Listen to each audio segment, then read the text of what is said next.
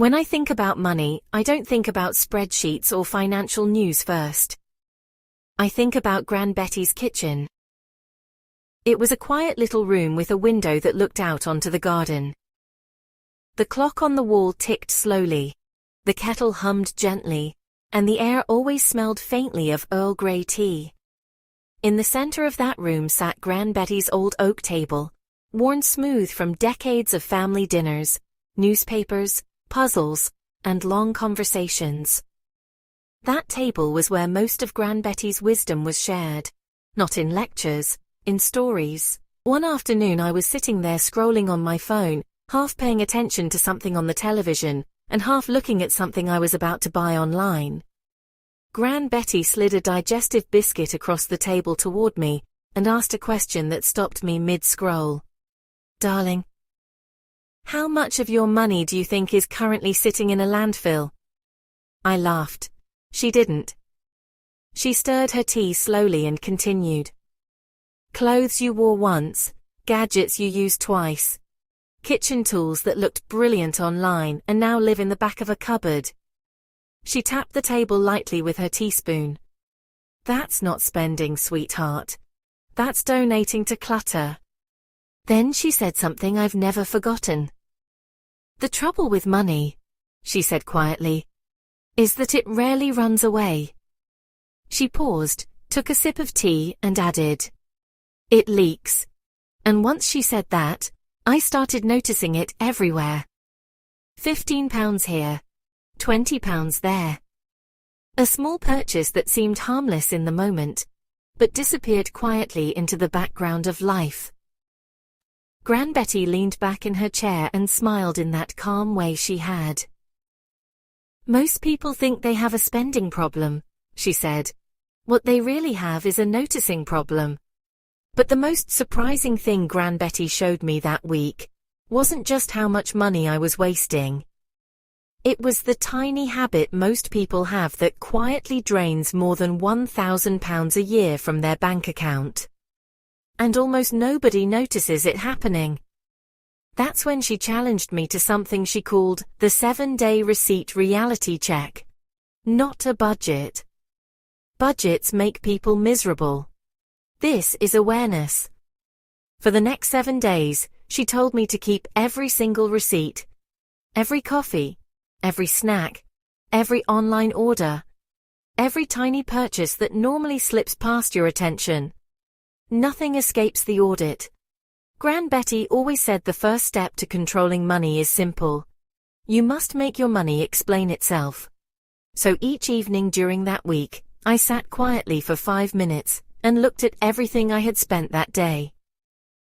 Gran Betty gave me just one question to ask. Did this improve my life, or just distract me for 10 minutes? She calls this the life value test, and it sounds simple, but when you begin asking that question, something interesting happens. You start noticing patterns. Let me ask you something for a moment. Think about the last thing you bought online that you didn't plan. Take a second and really think about it. Do you remember what it was? Most people don't. And that's exactly how the leak happens. Small purchases are invisible when they happen, but very visible when you add them together. By the 3rd day of the challenge, something interesting started happening to me. I began noticing emotional spending. Gran Betty calls Wednesday the mood spending trap. That moment in the week when people are a little tired, a little bored, and slightly in need of a lift. You're scrolling your phone. You see something interesting. Suddenly you're ordering a £15 takeaway you didn't plan. Or a £22.50 gadget that seemed exciting for about 10 minutes. Gran Betty noticed me hovering over the buy button once and leaned forward slightly. She peered over the top of her glasses and asked the question that stops almost any impulse purchase. "Darling, are you buying a thing, or are you buying a feeling?" That question stayed with me. Because sometimes we're not buying objects at all. We're buying a moment of excitement. A break from boredom. A small emotional lift in the middle of the day. Gran Betty believed something most people forget. Money problems rarely come from one big mistake. They come from hundreds of tiny decisions no one pays attention to. She once said something I think about often. Money disappears quietly, unless you make it explain itself. Then she told me about a rule she had followed for years. She called it the 24-hour Biscuit Tin Rule. Whenever she wanted to buy something that wasn't essential, she would write it down on a small piece of paper. Then she would fold the paper and drop it into a biscuit tin sitting on the kitchen shelf. Let the excitement cool, she would say. 24 hours later she would check the note again. And most of the time something surprising had happened. The urgency had vanished. Gran Betty would laugh and say, "If you wouldn't walk 5 miles in the rain to fetch it, you probably don't want it. You're just bored of being dry." I once asked her where she had learned all these little money rules. She smiled and told me something I had never really thought about before. Gran Betty didn't learn these lessons from books. She learned them the hard way. When she was in her 20s, she worked in a small shop earning just enough to pay the rent and buy groceries. There wasn't much left over. Every pound had to be intentional. There's something powerful about having very little money, she told me. It teaches you to respect every pound that passes through your hands. I remember another moment that always makes me smile. Gran Betty once bought a kitchen gadget that cost about £40. It looked clever in the shop and promised to make cooking easier. The next morning she looked at it sitting on the counter and suddenly started laughing. I asked her why. She said, "Yesterday I bought excitement. Today I remembered I already own a kettle." And back to the shop it went. Now when I first did the full 7-day challenge, I expected the results to be small. Maybe £50 of unnecessary spending. But when I added everything up at the end of the week, the total surprised me. £320. £320 spent on things I barely remembered buying. Gran Betty looked at the number and simply nodded. That's the leak. Then she taught me something that changed the way I think about spending forever. She asked me to divide my purchases into 2 categories. Gran Betty calls them true wealth and vampire spending. True wealth purchases make your life better for months or years. Things you use often. Experiences that create memories. Books or courses that help you grow. Tools that improve your daily life. Things that genuinely add value. Vampire spending quietly drains your money without giving much back. Impulse shopping. Subscriptions you forgot you signed up for. Cheap deals you bought simply because they were on sale. Gran Betty has a simple rule about sales. A bargain is only a bargain if you plan to buy it anyway. Otherwise, she says, it's just clutter wearing a discount sticker. She also had another small rule that helped her pause before spending. She called it the £10 pause. If something cost more than £10 and she hadn't planned to buy it, she would pause for 10 minutes before making the purchase.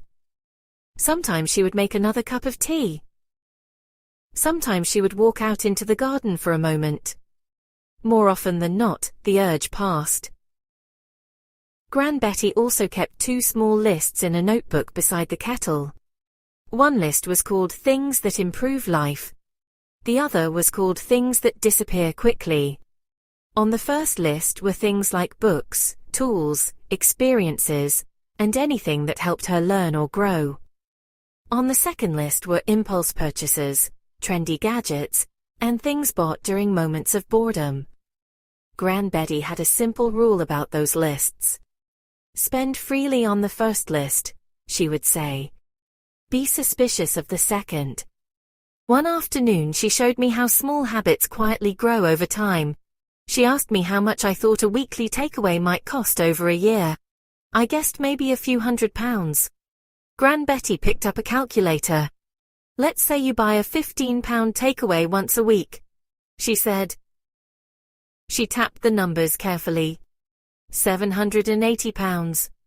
She turned the calculator toward me and smiled. That's not dinner, darling. That's a holiday you accidentally ate. Gran Betty never believed in harsh penny pinching. She believed in intentional spending. She often said something I think about more and more as I get older. Poor people think about price. Wealthy people think about value. Let me ask you something quietly. What was the last thing you bought that truly improved your life for months, not just minutes? When you start noticing your spending patterns, something interesting happens. You don't feel restricted. You feel aware. And awareness creates choice. Instead of wondering where your money went, you begin deciding where it goes. Gran Betty liked to imagine the future when she talked about money. She once asked me to picture something simple. Imagine opening your bank account 1 year from now. You didn't get a raise, you didn't work longer hours. You simply stopped leaking money into things that didn't matter. And suddenly there are thousands of pounds sitting there that used to quietly disappear. Gran Betty calls that peace of mind. And she believes peace of mind is the real goal of money. Not endless shopping. Not piles of possessions. Just the quiet comfort of knowing your money is working for you. She took another slow sip of tea and said something I still remember word for word. Luxury isn't owning expensive things. She smiled. Luxury is choosing where your money goes. So if you'd like to try Gran Betty's simple system, you can start tomorrow. Begin your own 7-day receipt reality check. Track every purchase, every coffee, every snack, every online order. Then each evening sit quietly for 5 minutes and ask the life value test. Did this improve my life? Or just distract me for a moment? If something catches your eye online, use the 24-hour Biscuit Tin Rule. Write it down. Wait a day. See if the excitement survives. Most of the time it won't. And slowly you'll begin to notice the difference between spending and value. Between impulse and intention. Between clutter and real wealth. Gran Betty always says something that stays with me long after our conversations. Small leaks sink big ships. And small habits build quiet fortunes. And if Gran Betty's wisdom made you pause and think for a moment today, take a second to like this video so more people can discover her stories.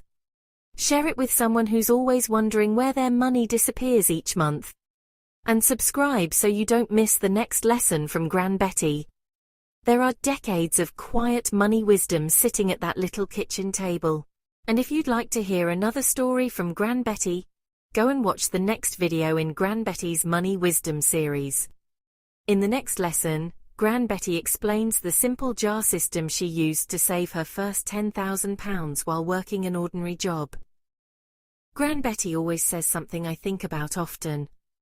Watch one lesson, avoid one mistake. And sometimes that one mistake is the difference between financial stress and real peace of mind.